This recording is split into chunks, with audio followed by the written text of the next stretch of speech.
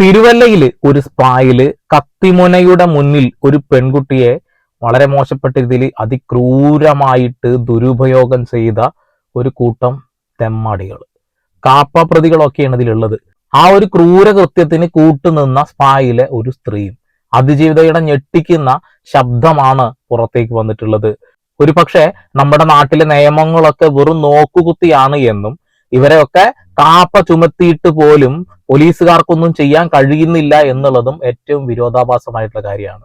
കഴിഞ്ഞ ദിവസം കോടതി പറഞ്ഞൊരു വാക്കുണ്ട്, ഈ സാജൻ സക്കറിയൊക്കെ നിരന്തരമായിട്ട് വർഗീയതൊക്കെ പറയുന്ന ആളല്ലേ, അയാളെ എന്തുകൊണ്ട് അറസ്റ്റ് ചെയ്യുന്നില്ല, അയാൾ ഇന്നും ചാനലുമായി മുന്നോട്ട് പോകുന്ന വ്യക്തിയല്ലേ എന്ന് ചോദിക്കുന്നുണ്ട്.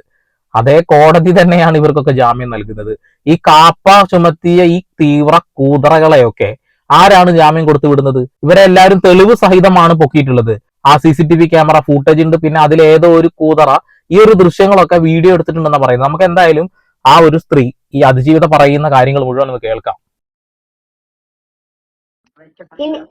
ആ കൊച്ചു വരണ്ട കൊച്ചല്ല. പക്ഷേങ്കിൽ എന്റെ സംശയം എന്ന് വെച്ചാൽ ഞാൻ ഈ പീഡനം എല്ലാം ഇറങ്ങി കഴിഞ്ഞ് വെളിയിൽ വരുമ്പോ ആ കുട്ടി അവരുമായിട്ട് ഭയങ്കര ചിരിയും കളിയും വർത്താനം അവരുടെ ഒരാളായിട്ട് ഞാൻ ഇറങ്ങി വരുമ്പോ എന്നോട് പറഞ്ഞു, ചേച്ചി സോനപ്പന്റെ ആണോ കണ്ണന്റെ ആണോ, എല്ലാരും കൂട്ടുകാരാണെന്നാ പറയണത്. ഈ സോനപ്പനാണ് കണ്ണനാണോ ആരോ ഒരാൾ ഗുണ്ടയാ ഇവിടെ വന്നിരുന്ന് പറയാറുള്ളതാ. ബാംഗ്ലൂരിലെ സുബിനും ഗുണ്ടകളും വന്ന ഉടൻ തന്നെ പൈസ ആവശ്യപ്പെട്ടോ നേരത്തെ വന്നോയി? അന്ന് ആദ്യമായിട്ടാണോ വന്നത്? അന്ന് ആദ്യമായിട്ടാ സാറേ പിന്നെ ഇവര് സുബിൻ ആദ്യമായിട്ട് ഇവിടെ വരുന്നത്. കാരണം നമ്മുടെ ഇവിടെ വന്ന് ഗുണ്ടകൾ വന്ന് ഞാൻ കണ്ടിട്ടുള്ളത് രാഹുൽ എന്ന് പറയുന്ന ഒരാളാ. രാഹുൽ പല പ്രാവശ്യം ഇവിടെ വന്നിട്ടുണ്ട്. അതായത് ഓണം ക്രിസ്മസ് ഒക്കെ ആകുമ്പോ ഇവിടെ വന്നിട്ടുണ്ട്. രാഹുലിന് എന്നെ അറിയാം. രാഹുൽ ഇവിടെ വന്ന് സാറിനോട് പൈസ അല്ലെങ്കിൽ നമ്മുടെ കൗണ്ടറിലുള്ള പൈസ നമ്മൾ കൊടുത്തു തരാറുണ്ട്. അല്ലെങ്കിൽ സാറ് രാഹുലിന് പൈസ കൊടുക്കുന്ന കാര്യം എനിക്കറിയാം.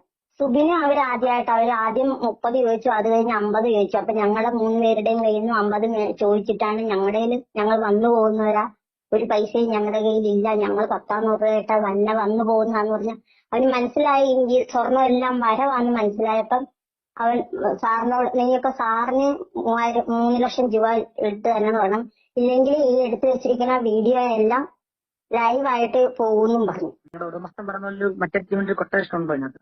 കൊട്ടേഷനാണ് സുബിൻ എന്നോട് പറഞ്ഞു. കൊട്ടേഷൻ കിട്ടിയിട്ട് വന്നതാ, ഞാൻ 2 വർഷം ജയിലിലായിരുന്നു. 2 വർഷം എന്നല്ല 2 ദിവസം. രണ്ടാമത്തെ കേസാണ് അപ്പോ കൊട്ടേഷൻ കൊടുത്തുകൊണ്ട് പീഡിപ്പിക്കുക എന്നുള്ളത്, അങ്ങനെ പറയേണ്ടി വരും. പിന്നെ ഇവരൊക്കെ ഗുണ്ടാ പിരിവേറ്റാ നടക്കുന്നത്. അപ്പൊ ആ ഒരു സ്ഥാപനത്തിന്റെ ഓണർ ഈ ഗുണ്ടാ പിരിവിനൊക്കെ സപ്പോർട്ടായിരുന്നോ, ഫണ്ട് കൊടുത്തിരുന്നു എന്നൊക്കെ പറയുന്നുണ്ടല്ലോ. ഇത് പോലീസ് സ്റ്റേഷനിൽ പരാതിപ്പെടേണ്ട കാര്യമല്ലേ? പോലീസ് സ്റ്റേഷനിൽ പരാതിപ്പെട്ടൊരു കാര്യമില്ല എന്നിപ്പോ മനസ്സിലായി. കാരണം പറയുന്നില്ല, അങ്ങനെയുള്ള ഗുണ്ടകളൊക്കെ അഴിഞ്ഞാടിക്കൊണ്ടിരിക്കുകയാണ്. കൊള്ള എന്തായാലും ഒരു പെൺകുട്ടിയുടെ മാനത്തിനാണ് ചോദ്യം ചെയ്തിട്ടുള്ളത്. ഇവരെ ഒന്നും തൂക്കി കൊന്നിട്ട് കാര്യമില്ല, അതിന്റെ അപ്പുറത്തേക്ക് വേറെ വല്ലതും ചെയ്യേണ്ടി വരും. ജീവിച്ചിരിക്കണം, നരകിച്ച് ജീവിപ്പിക്കണം, അതാണ് ചെയ്യേണ്ടേ. എന്നെ ഭയങ്കര വേദനിപ്പിച്ചിട്ടുള്ള പീഡനമായിരുന്നു. കാരണം പീഡിപ്പിച്ചെന്ന് പറഞ്ഞാൽ ഞാൻ ഭയങ്കരമായിട്ട് മാനസികമായിട്ട് ശാരീരികമായിട്ട് ഇപ്പോഴും ശരിയായിട്ടില്ല, ഫുഡ് കഴിച്ചിട്ടില്ല. അതുപോലെ വേദനയും മറ്റേ ഒരുപാട് ഗുളികകൾ വാങ്ങിച്ച് ഞാൻ കഴിച്ചോണ്ടിരിക്കുക. എനിക്ക് ഒരു നിമിഷം ഇരിക്കാനോ നിൽക്കാനോ ഒന്നും പറ്റുന്നില്ല. അത്രയ്ക്ക് ഉപദ്രവിച്ച് അവനവിടെ ചെയ്തത്. എന്നെയും അയാളെയും കൂടെ കിടത്തി കസ്റ്റമറിന് ഡ്രസ് ഇല്ലാതെ വീഡിയോ എടുത്തിട്ടുണ്ട്. പിന്നെ എന്റെ ഡ്രസ് ഇല്ലാതെ കൊണ്ടും വീഡിയോ എടുത്തിട്ടുണ്ട്. ഈ ബലാത്സംഗം ചെയ്തുകൊണ്ടിരിക്കുമ്പം വീഡിയോ എടുത്തിട്ടുണ്ട്. നമ്മള് കത്തി ഇങ്ങനെ തൊണ്ടക്കുഴി വെച്ചിട്ടാണ് ഇവന്മാര് ഡ്രസ്സ് ഊരിപ്പിച്ചത് തന്നെ. പക്ഷെങ്കിൽ കത്തി ഉള്ളതുകൊണ്ടാണ് നമ്മള് വേദനയെല്ലാം സഹിച്ച് ആ ബെഡിൽ കിടന്നത്. അവന്മാര് പറയുന്നുണ്ട് ബാക്കിയുള്ളവന്മാര് വെളിയിൽ പോയത് വാനിൽ വരും, വടിവാളൊക്കെ ആയിട്ട് വാനിൽ ഇപ്പൊ തന്നെ വരും, നിങ്ങളെ 3നെയും പൂശി ഇവിടെ ഇട്ടാല് ആരും അറിയത്തില്ല, ആരും ചോദിക്കാനും ഞങ്ങളോട് വരത്തില്ല, ഞങ്ങൾ പെട്ടെന്ന് ഇറങ്ങിപ്പോരുന്ന ടീമുകളാന്നൊക്കെ എന്നോട് പറയുന്നുണ്ട്. ആഭ്യന്തര വകുപ്പ് എന്നല്ലേ, അത്രക്ക് അടിപൊളിയാണ് കേട്ടോ. ഞങ്ങളൊക്കെ സിമ്പിളായിട്ട് ഇറങ്ങി വരുന്ന പറയുന്നേ. എന്റെ പൊന്നു മക്കളെ, ആഭ്യന്തരം നല്ല അടിപൊളി സുരക്ഷിതമായ കരങ്ങളിൽ തന്നെയാണ് ഇരിക്കുന്നത്. അടുത്ത കൊല്ലം വോട്ട് ചെയ്തിട്ട് ഇതേ ആളുകളെയൊക്കെ തന്നെ ജയിപ്പിക്കുക. അവരവിടെ ഇരുന്ന് ഇതിനേക്കാൾ മനോഹരമാക്കിയിട്ട് ഇതൊക്കെ കൊണ്ടു നടന്നോളൂ. പോലീസൊക്കെ അറസ്റ്റ് ചെയ്ത് നിങ്ങൾ സിമ്പിൾ ആയിട്ട് ഇറങ്ങി വരും. വടിവാളുമായിട്ട് വന്ന് നിങ്ങളെ പൂശി കഴിഞ്ഞാൽ ഒരാളും ചോദിക്കാൻ വരില്ല. കേരള പോലീസ് ഇതൊക്കെ കേൾക്കുന്നുണ്ടല്ലോ അല്ലേ? കേൾക്കണം. പിന്നെ പറഞ്ഞു ഞങ്ങൾ പെട്ടെന്ന് ഇങ്ങോട്ട് ഇറങ്ങിപ്പോരുന്നു. അതിലൊരു കാപ്പിപ്പൊടി കളറിലെ ബനിയനിട്ട കഴിഞ്ഞ ദിവസം വിഷന് പോയില്ല, അതിന്റെ കാപ്പിപ്പൊടി കളറിലെ ബെഞ്ഞിനിട്ട ആ ചെറുക്കനാണ് എന്നോട് പറയുന്നത്, പുറത്തു പോയവന്മാര് വാനിൽ ഇപ്പൊ വരും വടിവാളുമായിട്ട്, ഞങ്ങളെ ആരും ഒന്നും ചെയ്യത്തില്ല, നിങ്ങളെ ഇവിടെ പൂശിയിട്ട് കഴിഞ്ഞാൽ ഞങ്ങളെ ആരും ഒന്നും ചെയ്യത്തില്ല, നിങ്ങൾ അങ്ങനെ ഇവിടെ മരിച്ചിവിടെ കിടക്കത്തുള്ളൂ, അത് വേണോ, ഇല്ലെങ്കിൽ നിന്റെയൊക്കെ ലൈവ് ഇപ്പൊ പോകും, പൈസ എടുക്കുന്നു പറഞ്ഞു. പക്ഷെ എന്റെ ഫോണ് താഴെയായിരുന്നു, എന്റെ ഫോണിൽ പൈസ ഉണ്ടായിരുന്നു. ശരി, അപ്പം ഈ കൊട്ടേഷനുമാണ് തിരുവനും വന്നതാണല്ലേ?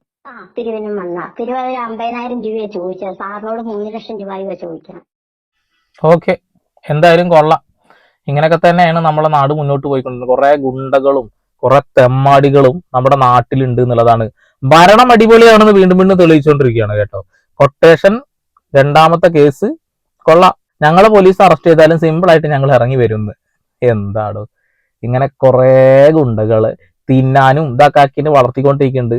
ജയിലിൽ കിടക്കുന്ന ഗുണ്ടകൾക്ക് വേറെ ശമ്പളം കൊടുക്കുന്നുണ്ട്, മട്ടന് ബീഫ് അത് ഇത് എന്ന് പറഞ്ഞിട്ട് അത് വേറെ സൈഡിലും കൊടുക്കുന്നുണ്ട്. സുഖവാസ കേന്ദ്രമാണ് ജയില് അല്ലേ? ഈ ജയില് എങ്ങനെയാണ് ശരിക്കും വേണ്ടത് ഞാൻ കഴിഞ്ഞൊരു വീഡിയോയിൽ പറഞ്ഞിട്ടുണ്ട്. ആ രീതിയിലേക്കാണ് ആക്കേണ്ടത്. കഞ്ഞിയും വയറും കൊടുക്കുക, വേറെ ഒന്നും കൊടുക്കരുത്, കഷ്ടപ്പെടുത്തുക. ജയിലിൽ പോണത് കുറ്റം ചെയ്തിട്ടാ അല്ലേ? കുറ്റം ചെയ്യുന്ന ആളുകൾക്ക് ഇമാതിരി കൂതറകളെയൊക്കെ സെപ്പറേറ്റ് ഭാഗത്തേക്ക് മാറ്റുക. തിന്നാൻ കൊടുക്കുമ്പോൾ കഞ്ഞിയും പയറ അല്ലെങ്കിൽ ഒരു ഗുണമില്ലാത്ത ഭക്ഷണം മാത്രം കൊടുക്കുക. അതാണ് ചെയ്യേണ്ടത്. ഈ ഒരു ഭരണം ഒന്ന് മാറിക്കഴിഞ്ഞാൽ, കോൺഗ്രസ് പാർട്ടിയേറ്റം ഭരണത്തിൽ കയറുകയാണെങ്കിൽ ഈ ഒരു പരിഷ്കാരങ്ങൾ, ജയിലിലെ പരിഷ്കാരങ്ങൾ മാറ്റാൻ കഴിയുമോ? നിങ്ങൾ പ്രകടന പത്രികയിൽ അത് എഴുതുകയാണെങ്കിൽ നിങ്ങൾക്ക് വോട്ട് ചെയ്യും ആളുകൾ, അത്രേ ഞാൻ പറയുന്നുള്ളൂ. വേറെ ഒരു ഓപ്ഷനും ഇല്ല. അതായത് പ്രകടന പത്രികയിൽ നിങ്ങൾ ഇങ്ങനെ കൊടുക്കാൻ ധൈര്യപ്പെടുന്നുണ്ടോ? 1ാമത്തെ കാര്യം, ജയിലിലുള്ള ഭക്ഷണങ്ങളൊക്കെ വെട്ടിക്കുറയ്ക്കുക. ഇവർക്ക് 2 നേരം ഭക്ഷണം കൊടുക്കുക. അത് ഉള്ളതാ അലമ്പ് ഫുഡ് കൊടുക്കുക. എന്നിട്ട് അവിടെ ചെലവഴിക്കുന്ന ഫണ്ട് കുട്ടികൾക്ക്, സ്കൂൾ കുട്ടികൾക്ക് മാറ്റി, അംഗനവാടി കുട്ടികൾക്ക് മാറ്റി കൊടുക്കുക. പറ്റുമോ? ഇത് പ്രകടന പത്രികയിൽ കോൺഗ്രസ് കൊണ്ടുവരികയാണെങ്കിൽ കോൺഗ്രസിന് ഈ കമ്മ്യൂണിസ്റ്റുകാരനായ സന്ദീപ് ഇടപ്പാൾ വോട്ട് ചെയ്യും. ഈ കാര്യങ്ങൾ പ്രകടന പത്രികയിൽ കോൺഗ്രസ് രാഷ്ട്രീയ പാർട്ടി കൊണ്ടുവന്ന കമ്മ്യൂണിസ്റ്റുകാരനായ സന്ദീപ് ഇടപ്പാള് കോൺഗ്രസുകാർക്ക് വോട്ട് ചെയ്യും. ആഭ്യന്തര വകുപ്പ് വളരെ മോശമാണ് എന്ന് ഇതിനോടകം ഞാൻ പറയുകയാണ്. ഞാൻ കൂടുതലായിട്ട് ഒന്നും പറയുന്നില്ല, വലിയ നീട്ടുന്നില്ല. താല്പര്യമുള്ളവർ കൂടെ കൂടിക്കോളും. വീണ്ടും വരെ പുതിയ വാർത്താവിശേഷങ്ങളുമായി സന്ദീപ് ഇടപ്പാൾ സൈനിങ് ഓഫ്.